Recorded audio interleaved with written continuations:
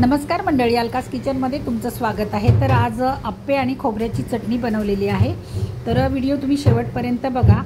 हे इडलीचंच बॅटर आहे, तर याचेच मी आप्पे बनवणार आहे। तर हे बॅटर पाहू शकता कशा पद्धतीने आहे। तर याच्यामध्ये मी 1 चमचा चवीप्रमाणे मीठ घालून घेते। एक मोठा कांदा बारीक चिरलेला आहे तो टाकून घेते। 2-3 हिरव्या मिरच्या बारीक कट करून घेतलेल्या आहेत, मिरच्याही टाकते। भरपूर सारी कोथिंबीर टाकून घेते आणि हे सगळं मी एकजीव करून घेते। हे मिश्रण आपण सगळं एकजीव करून घ्यायचं आहे।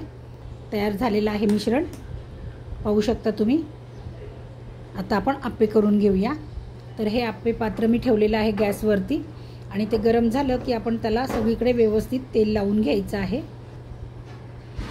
तेल लावून झाल्याच्या नंतर चमच्याने व्यवस्थित आपण आप्पे पात्रामध्ये ते बॅटर सोडायचं आहे, अशा पद्धतीने।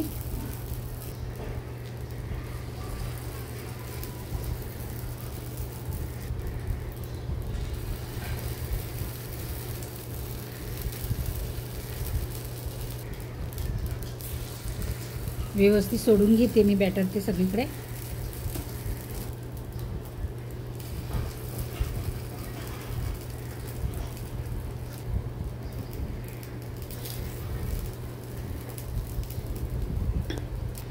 आता याच्यावरती झाकण ठेवून आपण एक अर्धा मिनिट तरी त्याला वाफ देऊया आणि नंतर मग हे पलटी करून घ्यायचे आहेत।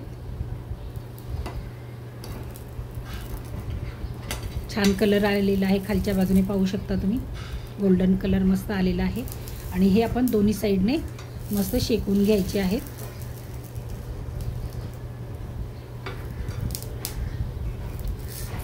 सगळे आप्पे असे पलटी करून घ्यायचे।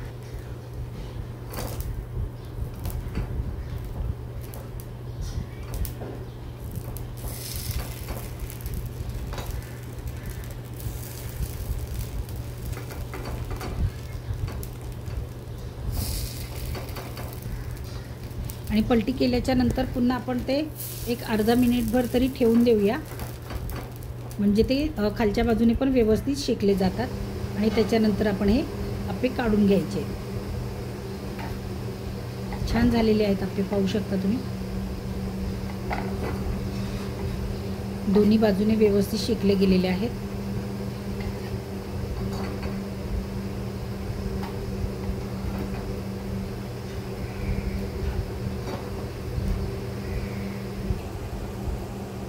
आता आपण खोबऱ्याची चटणी करायला घेऊ। त्यासाठी मी अर्धी वाटी ओलं खोबरं खवून घेतलेलं आहे। 3-4 हिरव्या मिरच्या, लसूण, आलं आणि कढीपत्ता पण त्याच्यातच वाटायला घेतलेला आहे। तर मिक्सरच्या भांड्यामध्ये आपण हे सगळं टाकून घेऊया। आलं, लसूण, हिरवी मिरची, कढीपत्ता आणि आता एक खोबरं टाकून घ्यायचं आहे।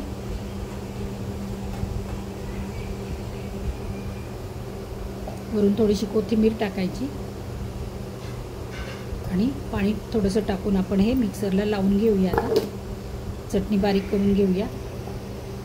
चटणी बारीक झालेली आहे। आता 1 चमचा मीठ टाकून घेते आणि पुन्हा मी मिक्सरला फिरवून घेते, म्हणजे मीठ सगळीकडे मिक्स होईल व्यवस्थित।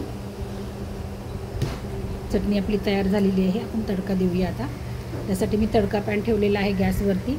अर्धी पळी मी तेल घालते। तेल गरम झालं की मोहरी टाकायची, मोहरी जरा जास्तच टाकायची। जिरं टाकायचं थोडंसं, हिंग आणि कढीपत्ता मी आधी वाटणामध्ये पण घातलेला आहे, फोडणीला मी थोडासाच घालते। आणि आपण तडका देऊया। मस्त तडका बसलेला आहे चटणीला। तर चटणी आपली तयार झालेली आहे, छान दिसते चटणी। तर या मंडळी आप्पे खायला, आप्पे आणि खोबऱ्याची चटणी। व्हिडिओ आवडला असेल तर लाईक करा, शेअर करा आणि माझ्या चॅनलला सबस्क्राईब करा। धन्यवाद।